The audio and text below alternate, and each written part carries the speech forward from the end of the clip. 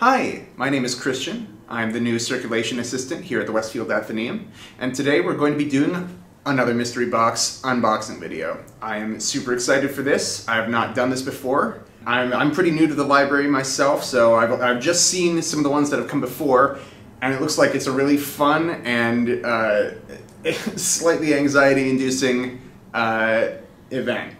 To start off here, I'd like to share the prompt that I gave the Athenaeum staff to help fill this box. So I was asked to name 1 to 3 books that I enjoyed, and I named Kraken by China Mieville, American Gods by Neil Gaiman, and This Is How You Lose the Time War by Amal El-Motar and Max Gladstone. They're all really kind of different books. I was not trying to fill a specific niche. I was asked to give 1 to 3 descriptive words to describe the type of book that I'm looking for. I gave weird/speculative, as in the kind of subgenre, not just kind of it's a weird book, but like, you know, a weird fiction or the new weird. I also gave humorous. I like stuff that's offbeat, kind of a little bit of satire in there, and horror aspects. I think there's a real conversation to be had about how close comedy and horror really are. They're just two sides of the same coin, and it is a thing that authors often pull in and make some really weird stuff. All right, let's get started. So first off, pulling straight out of the box, The 7.5 Deaths of Evelyn Hardcastle by Stuart Turton. Let's see. Evelyn Hardcastle will be murdered at 11 p.m. There are 8 days and 8 witnesses. Interesting. Okay, so this is Groundhog Day, but as a murder mystery, it looks like. I will probably check this out. Very cool. Alright, second book here is Planetfall by Emma Newman. Let's see. Unique, timely, and enthralling. Absolutely beautiful. What a glorious, heartbreaking maze of a book. Okay. Okay, so this looks a little complicated to summarize for this particular video, but it looks very interesting. I'm not entirely sure what that's about, and that is a good thing. A lot of the kind of things I'm asking for will probably end up being pretty weird and not fit specifically in one genre. So it looks like sci-fi, and I am always looking for new sci-fi books. Okay. Up next, we have The Will to Battle by Ada Palmer.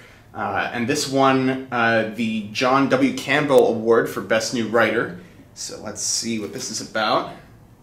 Cory Doctorow liked it. Ooh, and Max Gladstone liked it too, which is one of the authors that I put on the prompt, so that's always a good start. All right, so it looks like this is a book that has a lot of like classist themes. It looks like it's talking about corruption in a larger society and the breakdown of that society. I think that is highly topical and something that I would be very interested in reading. I think the problem I'm going to have with this whole exercise is stopping picking books and only picking a few. I'm already notorious for getting out like hundreds of books at a time and then only reading one. Hopefully we can work on that. Alright, Slaughterhouse 5 by Vonnegut. This is a classic book that I have not read.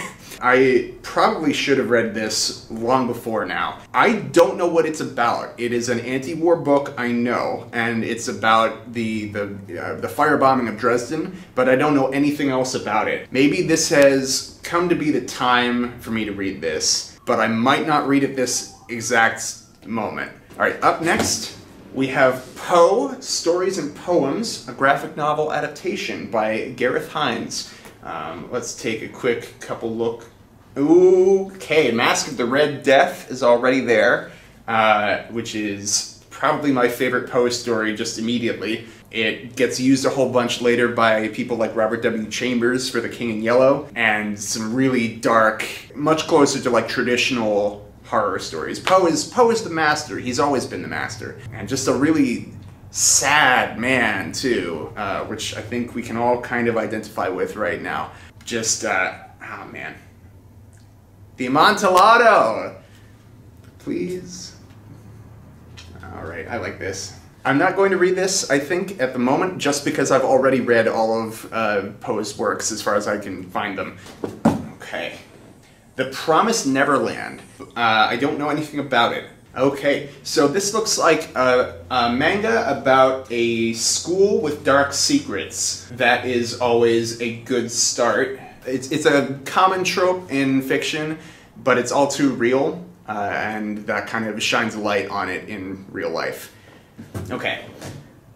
The Cthulhu Casebooks, Sherlock Holmes, and the Shadwell Shadows by James Lovegrove. Okay, this is already off to a great cover here. Anything with horrible eldritch abominations or cosmic horror is always a win for me. I don't know what this particular book is about, but it's going on the pile. Okay, so this book is Here and Now and Then by Mike Chen. Let's take a look. To save his daughter, he'll go anywhere and any when. Contemporary time travel, memory loss, torn between two lives. Sounds like a plan. I don't know if I'm going to pick this right now. Before you jump on a plane and kill him, let me tell you all about him, okay? Okay, maybe I will take this book. Yes, okay, Here and Now and Then by Mike Chen. I think it's going on the pile. Okay, so I recognize this already. This is Junji Ito, Smashed by Junji Ito. And Junji Ito is a Japanese manga author who almost exclusively focuses on cosmic horror, like what we were just talking about. Really weird, really horrible, dark stuff. Surprisingly, I haven't actually read much Junji Ito, so this is definitely going on the pile. Up next, we have The Library of the Dead by T.L. Huchu, and that is already a good title. The Sixth Sense meets Stranger Things in this sharp contemporary fantasy, following a precocious and cynical teen. Alright, and it's set in Edinburgh. I just saw a sentence that says, the book's saying spells are merely scientifically proven methods of achieving a, quote, nexus of the quadrat through language, thereby increasing the likelihood of the desired entropic shift. I have no idea what that means, and that's why it's going on the keep pile. The keep pile is now about a foot tall. Okay, so this is a book that we don't have at the library, but is suggested to me here. Dream and Shadows by C. Robert Cargill. Ooh, okay.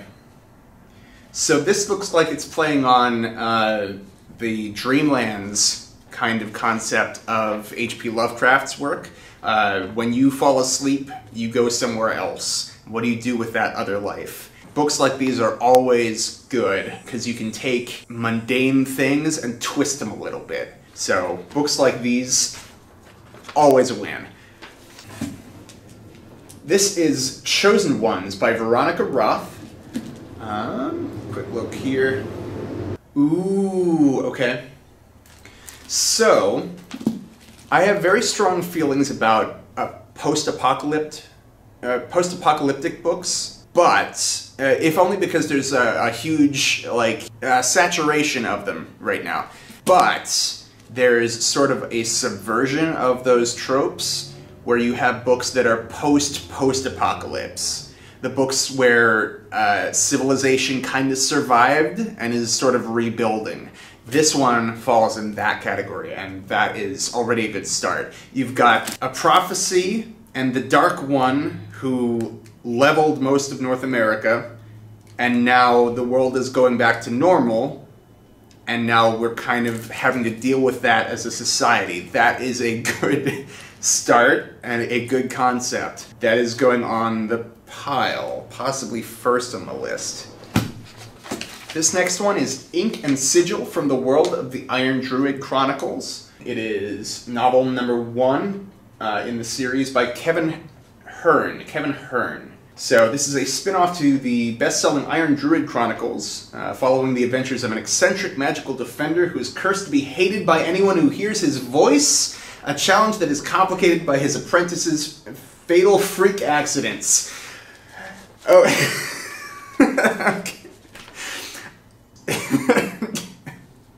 Alright, I like this. Now this is first on the pile. They're all first. They're all first. They're all winners. Okay, up next we have Station 11, a novel by Emily St. John Mandel. Okay, so this is a dystopian plague story with another one of those magical worlds right below the surface. I think at the moment, just kind of where I'm at, with real life being what it is, I'm going to say no on this one for the moment. It looks interesting. There is actually a webcomic that I recently rediscovered called Stand Still, Stay Silent. It is fascinating, and it's sort of a zombie apocalypse thing in Iceland. And rereading it, the prologue was eerily similar to March of 2020, and I kind of had to put it down. And we're not going back to real world plague stuff right at the moment. Let's move on. Ring Shout by P. DeJelly Clark. This keeps on showing up on my recommended lists. It is one of the books that came out this year, I want to say? No, 2020, okay. Okay, so this looks like the Ku Klux Klan is summoning demons, and you have resistance fighters against them. This reminds me a lot, just looking at it, of Lovecraft Country, which... the book, not the show, which I have not watched and keep meaning to. The book I found really good. It's sort of a new take on the horrors of real life for Black Americans in the 1960s. The brutality of real-world racism mixed in with magic and horrible cosmic horror as opposed to regular cosmic horror. This one I keep meaning to read and feel like I should. This is probably the time for me to take it and really push on and do it. Alright, The Night Library of Sternendock by Jessica Levi. Let's see, an opera in verse? Well, this is definitely the only book of its kind on the pile. It is in verse format here, if you can see. What is it? Okay, so it's a vampire book. Okay, so 1960s Europe, a vampire book. I think at the moment I'm going to put this one aside, just because I've been reading too much about vampires lately, and my own brain is kind of oversaturated with them. So I think we're at a point where vampires are still good and cool, and we can also move on and find other monsters as a society. Real world is full of them. Okay, The Absolute Book. This is the... What an absolute unit. This is 630 pages by Elizabeth Knox. Let's take a look at it quick. Okay, so The Absolute Book by Elizabeth Knox. It looks like this is, I'll just quote here, a bewitching, action-packed fantasy epic about a revenge killing, a mysterious scroll box that has survived centuries of fires, and the book that changed everything. This feels like more magical realism than necessarily fantasy, just kind of fantastic elements mixed in with like a real-world equivalent. I'll probably take a look at this later, but it's not something that I think I want to read at this exact moment. Yeah, I don't have too much on this one. Oh my god, there's so many books!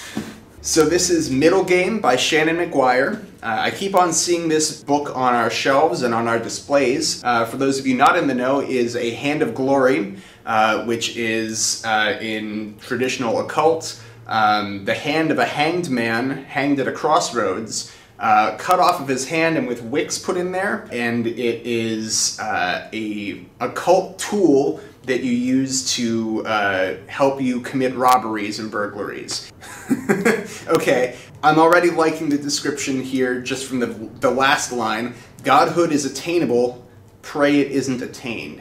I like this. Okay, so this looks like it involves homunculi, alchemy, and dark magic. Yeah, it's going on the pile, man. Alright, okay, the book pile is falling over. 2 more to go. The Bone Clocks by David Mitchell. I've heard of David Mitchell before, and I'm liking the cover. The spine is a really cool design here. Let's see. Ooh, good. So this is sort of a subtrope that I've really fallen in love with over the past year. Supernatural goings-on connected with radio. And it looks like that's going to be involved in this one. That is going on the pile, I think. Okay, there is another one in here that I didn't see. So, The Rook by Daniel O'Malley. A high-ranking member of a secret organization that battles supernatural forces wakes up in a London park with no memory, no idea who she is, and with a letter that provides instructions to help her uncover a far-reaching conspiracy. So this looks like a cross between Jason Bourne and The Laundry Files by Charles Stross. The Laundry Files is modern-day MI6 dealing with the Cthulhu mythos. Dark, fun, satirical kind of nonsense. I don't think I'm going to read this at this moment, just because I'm kind of trying to find stuff that isn't conspiracy-based. A lot of things are right now, which isn't a bad thing. I'm just trying to find new things. Our last book for today, All Our Wrong Todays, a novel by Ilan Mastai. Okay, so this is a 2016 utopia where technology has solved all of humanity's problems. Oh no! Oh geez. Okay. Okay, so this is a guy living in 2016 in a perfect utopia who accidentally stumbles his way into our 2016 and kind of is horrified at how wrong everything is and is upset by how terrible our modern day life is. That's a fun, horrifying concept. I love it. All right. Okay, so the book pile that I'm not going to take today is The Rook by Daniel O'Malley, The Night Library of Sternendock by Jessica Levi, Station 11 by Emily St. John Mandel, and Poe's Stories and Poems adapted by Gareth Hines. The books that I'm going to maybe read later, I'll put them on my list, includes The Absolute Book by Elizabeth Knox, The Promised Neverland, sorry, I don't think I actually said around the first time, Kaiju Shirai, it is a long series that we have here, and Slaughterhouse 5 by Kurt Vonnegut, one day. And then the kind of tower of books here that I am planning on taking home, and then I'll read one of them probably before they're due back, includes All Our Wrong Todays by Ilan Mastai, The Bone Clocks by David Mitchell, Middle Game by Shannon Mcguire, Ring Shout by Peter Jelly Clark, Ink and Sigil by Kevin Hearn, Chosen Ones by Veronica Roth, Dreams and Shadows by C. Robert Cargill, The Library of the Dead by T.L. Huchu, Smashed by Junji Ito, Here and Now and Then by Mike Chen. This really is a tower. The Cthulhu Casebooks, or Sherlock Holmes and the Shadwell Shadows in the Cthulhu Casebooks by James Lovegrove. The Will to Battle by Ada Palmer. Planetfall by Emma Newman. And last, but certainly not least, The 7.5 Deaths of Evelyn Hardcase by Stuart Turton. Okay. So, before we go today, I just want to remind you to check out our other mystery box unboxing videos. I'd also like to remind you to go through our website to the Reader's Advisory page. There you can check out the Reading Adventure form. Fill that out and you can get one of these just like this. We won't film you, so there's no worry about that. But you can get a long list of suggested books from librarians who, surprisingly enough, do read books. It's a really fun time. Like, no joke, no acting here. I'm really going to enjoy this. Thank you to everyone watching. Have a great day.